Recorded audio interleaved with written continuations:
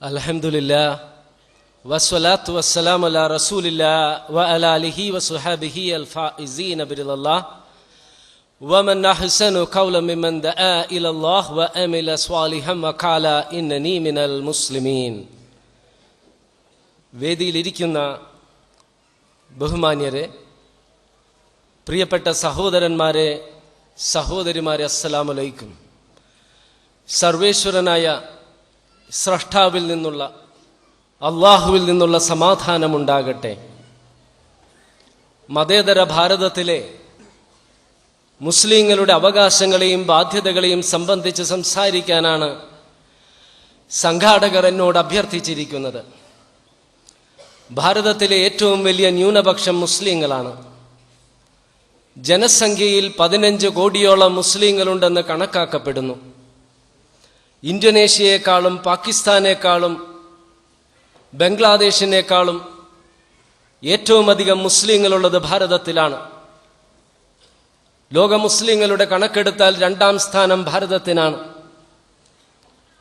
എന്നാൽ ബാബറി മസ്ജിദ് തകർക്കപ്പെട്ടതിൻ്റെയും 2000-ഓളം മുസ്ലിങ്ങളെ ഗുജറാത്ത് മുഖ്യമന്ത്രിയുടെ ഒത്താശയോടെ കശാപ്പ് ചെയ്തതിൻ്റെയും പശ്ചാത്തലത്തിൽ ഭാരതത്തിലെ മുസ്ലിങ്ങളുടെ ജീവനും സമ്പത്തിനും സംരക്ഷണമില്ല എന്നും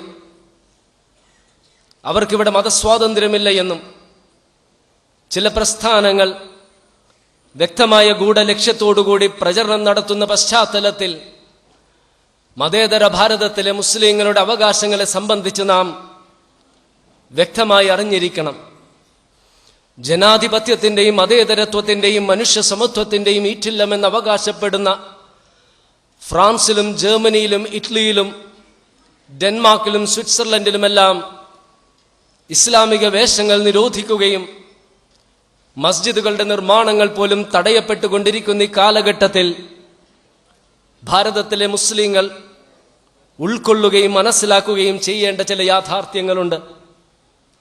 ഇത്തരം നിരോധം ഭാരതത്തിൽ കൊണ്ടുവരുന്നതിനെ സംബന്ധിച്ചൊരു രാഷ്ട്രീയ പാർട്ടി സ്വപ്നത്തിൽ പോലും ചിന്തിക്കുകയില്ല. ഇനി മുസ്ലിങ്ങളെ വെറുക്കുന്ന എതിർക്കുന്ന ഏതെങ്കിലും രാഷ്ട്രീയ പ്രസ്ഥാനം അത്തരത്തിലുള്ള നിയമങ്ങൾ ഇന്ത്യൻ പാർലമെന്റിൽ അവതരിപ്പിച്ചാലും അത് പാസ്സാകണമെന്നില്ല.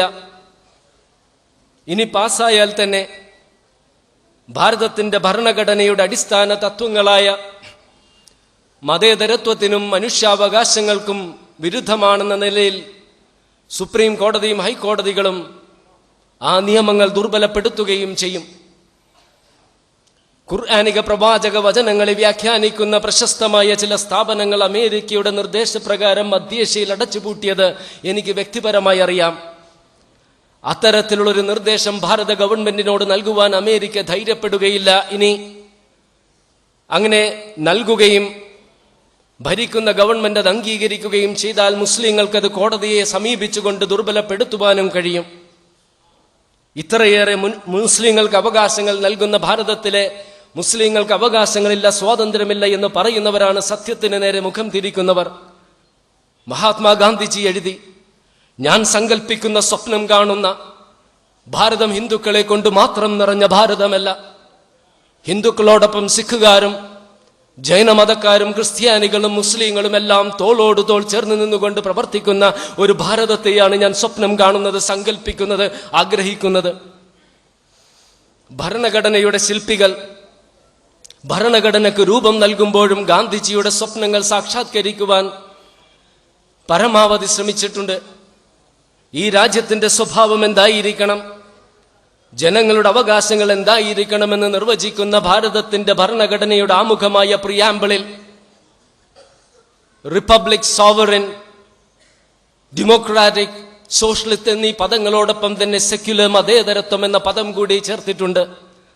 മതേതരത്വം എന്നതുകൊണ്ട് ഉദ്ദേശിക്കുന്നത് രാഷ്ട്രം ഒരു പ്രത്യേക മതത്തെ പ്രോത്സാഹിപ്പിക്കുകയോ മറ്റൊരു മതത്തെ എതിർക്കുകയോ ചെയ്യില്ല എന്നും രാഷ്ട്രത്തിന്റെ വിഭവങ്ങൾ ഒരു മതത്തിൻ്റെതായ പ്രചരണത്തിന് വേണ്ടി ഉപയോഗിക്കാൻ പാടില്ല എന്നുമാണ്. ഈ ഭരണഘടനയുടെ പ്രിയാമ്പിളിന്റെ ഉദ്ദേശ ലക്ഷ്യങ്ങൾ മറ്റു ചട്ടങ്ങളിലും പ്രതിഫലിക്കുന്നത് കാണാം. ഭരണഘടനയുടെ 3ാം ഭാഗമായ ഫണ്ടമെന്റൽ റൈറ്റ്സ്, മൗലിക അവകാശങ്ങൾ, ന്യൂനപക്ഷങ്ങൾക്ക് ഒട്ടേറെ അവകാശങ്ങൾ നൽകിയിട്ടുണ്ട്.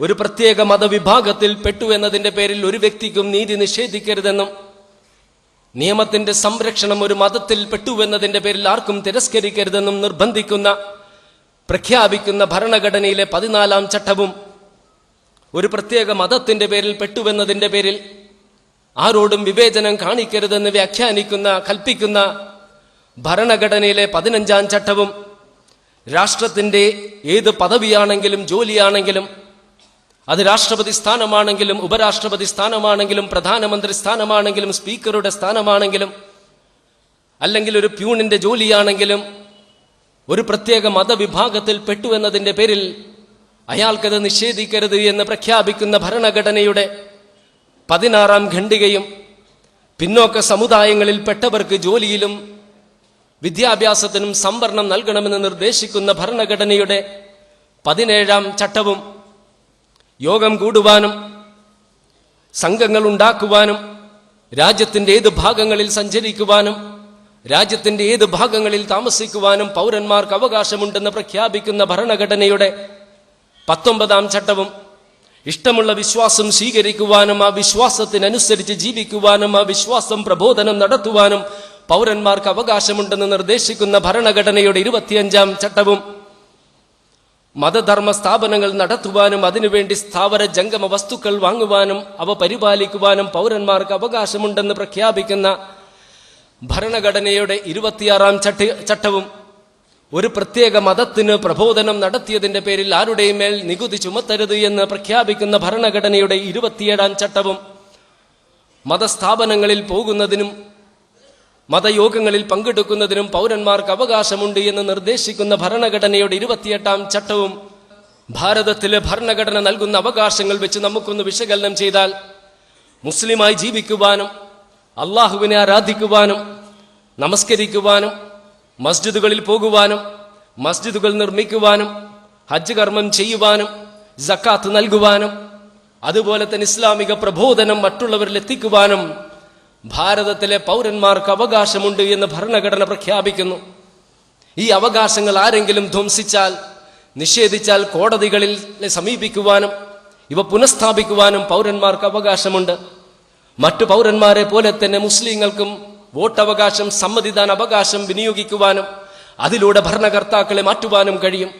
ഭാരതത്തിന്റെ തെരഞ്ഞെടുപ്പ് ചരിത്രത്തിൽ എത്രയോ പ്രാവശ്യം മുസ്ലിങ്ങൾ മതേതര ശക്തികൾക്ക് പിന്തുണ നൽകിക്കൊണ്ട് വോട്ട് ചെയ്തുകൊണ്ട് മുസ്ലിങ്ങളെ എതിർക്കുന്ന വെറുക്കുന്ന രാഷ്ട്രീയ പ്രസ്ഥാനങ്ങളെ അധികാരത്തിൽ നിന്നും മാറ്റി നിർത്തിയിട്ടുണ്ട്. തൊഴിലിലും വിദ്യാഭ്യാസത്തിലും മുസ്ലിങ്ങൾക്ക് സംവരണമുണ്ട്. അതായത് ഹിന്ദുക്കളിൽപ്പെട്ട ഒരു ഉയർന്ന ജാതിക്കാരന് കൂടുതൽ മാർക്കുണ്ടെങ്കിലും കൂടുതൽ യോഗ്യതയുണ്ടെങ്കിലും സംവരണത്തിന്റെ അടിസ്ഥാനത്തിൽ ആ വ്യക്തിയേക്കാൾ കുറഞ്ഞ മാർക്കുള്ള ആ വ്യക്തിയേക്കാൾ കുറഞ്ഞ യോഗ്യതയുള്ള മുസ്ലിങ്ങൾക്ക് തൊഴിൽ ലഭിക്കും. അറബി പഠിപ്പിക്കുന്ന എത്രയോ പ്രസ്ഥാനങ്ങൾ എത്രയോ വിങ്ങുകൾ കേരളത്തിന്റെയും ഭാരതത്തിന്റെയും വിവിധ സർവകലാശാലകളിലുണ്ട്. അറബി പഠിപ്പിക്കുന്നവർക്ക് ശമ്പളം നൽകുന്നതും ഈ സർവകലാശാലകളും ഗവൺമെന്റുകളുമാണ്. ഇത്രയേറെ അവകാശങ്ങൾ മുസ്ലിങ്ങൾക്ക് നൽകുന്ന, മുസ്ലിങ്ങളുടെ ജീവനും സമ്പത്തും സംരക്ഷിക്കുന്ന ഭാരതത്തിൽ മുസ്ലിങ്ങൾക്ക് അവകാശമില്ല എന്നും അവരുടെ ജീവനും സമ്പത്തിനും സംരക്ഷണമില്ല എന്നും അവർക്ക് മതസ്വാതന്ത്ര്യമില്ല എന്നും പ്രചരിപ്പിക്കുന്ന മുസ്ലിങ്ങളുടെ പേര് പറഞ്ഞ് നടക്കുന്ന പ്രസ്ഥാനങ്ങളാണ് വാസ്തവത്തിൽ സത്യത്തിന്റെ മുഖം വികൃതമാക്കുന്നവര്. 2009 ബറാക് ഒബാമ അമേരിക്കയുടെ പ്രസിഡന്റായപ്പോൾ അമേരിക്കൻ മാധ്യമങ്ങൾ കൊട്ടിഘോഷിച്ച ഒരു വസ്തുതയുണ്ട്. ന്യൂനപക്ഷത്തിൽപ്പെട്ട ഏതെങ്കിലും വ്യക്തിക്ക് ലോകത്തേതെങ്കിലും ഒരു രാജ്യത്തിന്റെ പരമോന്നത പദവിയിലെത്തുവാൻ കഴിയുമെങ്കിൽ അത് അമേരിക്കയിൽ അമേരിക്കയിൽ അമേരിക്കയിൽ മാത്രമാണ് എന്ന് ഭാരതത്തിന്റെ ചരിത്രം വിസ്മരിച്ചുകൊണ്ടാണ് അവർ അങ്ങനെ കൊട്ടിഘോഷിച്ചത്. 1776 അമേരിക്കയ്ക്ക് സ്വാതന്ത്ര്യം ലഭിക്കുമ്പോൾ അംഗീകരിക്കപ്പെട്ട ഭരണഘടനയിൽ മനുഷ്യ സമത്വത്തെയും ജനാധിപത്യത്തെയും എല്ലാം സംബന്ധിച്ച് വാചാലമായി പ്രതിപാദിക്കുന്നുണ്ടെങ്കിലും അമേരിക്കയിലെ കറുത്ത വർഗക്കാർ അടിമകളായി തന്നെ നിലകൊണ്ടു. അവർക്ക് അവകാശങ്ങളില്ലായിരുന്നു, സ്വാതന്ത്ര്യമില്ലായിരുന്നു. മനുഷ്യരെന്ന പരിഗണന പോലും നൽകാതെ മൃഗങ്ങളെ പോലെയാണ് അവരെ കണക്കാക്കിയിരുന്നത്. അമേരിക്കയ്ക്ക് സ്വാതന്ത്ര്യം ലഭിച്ച് 80 വർഷങ്ങൾക്ക് ശേഷം 1863 പ്രഖ്യാപിച്ച ഇമാൻസിപ്പേഷൻ പ്രൊക്ലമേഷനിലൂടെ മാത്രമാണ് അടിമത്തം അമേരിക്കയിൽ നിരോധിക്കപ്പെട്ടത്. എന്നിട്ടും കറുത്ത വർഗക്കാർ അടിമകളായി തന്നെ നിലകൊണ്ടു.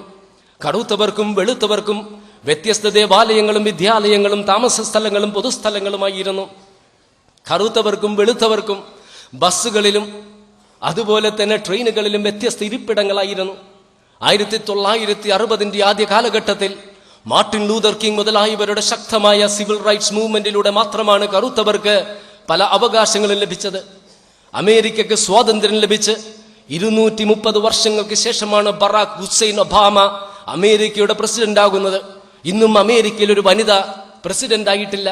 എന്നാൽ നമ്മുടെ പ്രിയപ്പെട്ട നാടായ ഭാരതത്തിന്റെ ചരിത്രം നിങ്ങളൊന്ന് തുറന്ന ഹൃദയത്തോടെ വിലയിരുത്തുക. 1947 സ്വാതന്ത്ര്യം നേടിയ ഭാരതത്തിൽ 20 വർഷങ്ങൾക്കുള്ളിൽ 1967 ഡോക്ടർ സാക്കിർ ഹുസൈൻ ഭാരതത്തിന്റെ പരമോന്നത പദവിയായ രാഷ്ട്രപതി സ്ഥാനത്തെത്തി. 1974 ഡോക്ടർ ഫക്രുദ്ദീൻ അലി അഹമ്മദും 2002 APJ അബ്ദുൽ കലാമും രാഷ്ട്രപതിമാരായി. ഹിദായത്തുള്ള ഉപരാഷ്ട്രപതിയായിരുന്നു. അതുപോലെ തന്നെ ഹിദായത്തുള്ളയും അഹമ്മദിയും ഭാരതത്തിന്റെ സുപ്രീം കോടതിയുടെ ചീഫ് ജസ്റ്റിസുമാരായിരുന്നു. ഇന്ദിരാഗാന്ധി ഒരു വനിത ഭാരതത്തിന്റെ പ്രധാനമന്ത്രിയായിരുന്നു. പട്ടികജാതിയിൽപ്പെട്ട KR നാരായണൻ ഭാരതത്തിന്റെ പ്രസിഡന്റാണ് ആയിരുന്നു. ഇനി സമകാലിക ഭാരതത്തിന്റെ ചരിത്രം നിങ്ങളൊന്ന് നോക്കുക. ഏറ്റവും പരമോന്നതമായ പദവിയായ പ്രസിഡന്റ് സ്ഥാനത്ത് ഒരു സ്ത്രീയും, ഉപരാഷ്ട്രപതിയുടെ സ്ഥാനത്ത് ഒരു മുസ്ലിമും, പ്രധാനമന്ത്രി പദത്തിൽ സിഖ് വിഭാഗത്തിൽപ്പെട്ട ന്യൂനപക്ഷ വിഭാഗത്തിൽപ്പെട്ട വ്യക്തിയും, ലോകസഭയുടെ സ്പീക്കർ പട്ടികജാതിയിൽപ്പെട്ട ഒരു സ്ത്രീയും, ഈ രാജ്യം ഭരിക്കുന്ന പാർട്ടിയുടെ ഏറ്റവും ശക്തനായ പരമോന്നത പദവി അലങ്കരിക്കുന്ന സ്ത്രീയാകട്ടെ, ലോകസഭയിലെ ഭരണകക്ഷിയുടെ നേതൃത്വത്തിലിരിക്കുന്ന ആ സ്ത്രീയാകട്ടെ, ഇറ്റലിയിൽ ജനിച്ച ക്രിസ്തുമതത്തിൽ ജനിച്ച ഒരു സ്ത്രീയും. ഇതാണ് നമ്മുടെ പ്രിയപ്പെട്ട ഭാരതം. വ്യത്യസ്ത സംസ്കാരങ്ങളെ ഉൾക്കൊള്ളുന്ന ഭാരതം. ഹിന്ദിയും തമിഴും തെലുങ്കും ഉറുദുവും അങ്ങനെ ഒട്ടേറെ ഭാഷകൾ സംസാരിക്കുന്ന ഭാരതം. ഈ ഭാരതത്തെ സ്നേഹിക്കാനല്ലാതെ വെറുക്കുവാൻ മുസ്ലിങ്ങൾക്ക് ഒരിക്കലും സാധിക്കുകയില്ല. സ്നേഹിക്കുവാനുള്ള ഒട്ടേറെ കാരണങ്ങളുണ്ട് മുസ്ലിങ്ങൾക്ക്. അതോടൊപ്പം തന്നെ ഇവിടുത്തെ സവർണ ഫാസിസ്റ്റുകളോട് മുസ്ലിങ്ങൾക്കൊന്ന് പറയാനുണ്ട്. ഞങ്ങൾ ഈ രാജ്യത്തിന്റെ അതിർത്തികൾക്ക് അപ്പുറത്ത് നിന്നും വന്നവരല്ല. തലമുറകളിലൂടെ, നൂറ്റാണ്ടുകളിലൂടെ ഈ രാജ്യത്ത് ജീവിക്കുന്നവരാണ് മുസ്ലിങ്ങളായ ഞങ്ങൾ. ഞങ്ങളുടെ പൂർവികരെ കബറടക്കിയ മണ്ണാണിത്. ഈ രാജ്യം വിഭജിക്കപ്പെട്ടപ്പോഴും മുസ്ലിങ്ങൾക്ക് മഹാഭൂരിപക്ഷമുള്ള പാകിസ്ഥാനിലേക്ക് പോകുവാനല്ല ഭാരതത്തിൽ ഇന്ന് ജീവിക്കുന്ന മുസ്ലിങ്ങളുടെ പൂർവികർ തീരുമാനിച്ചത്. മറിച്ച് മുസ്ലിങ്ങൾ ന്യൂനപക്ഷമായ, ഹിന്ദുക്കൾ മഹാഭൂരിപക്ഷമായ ഭാരതത്തിൽ തന്നെ ജീവിക്കുവാനാണ് ഭാരതത്തിലെ മുസ്ലിങ്ങൾ തീരുമാനിച്ചത്. ഇതിനപ്പുറം എന്ത് ദേശസ്നേഹമാണ് മുസ്ലിങ്ങളായി ഞങ്ങൾ പ്രകടിപ്പിക്കേണ്ടത്?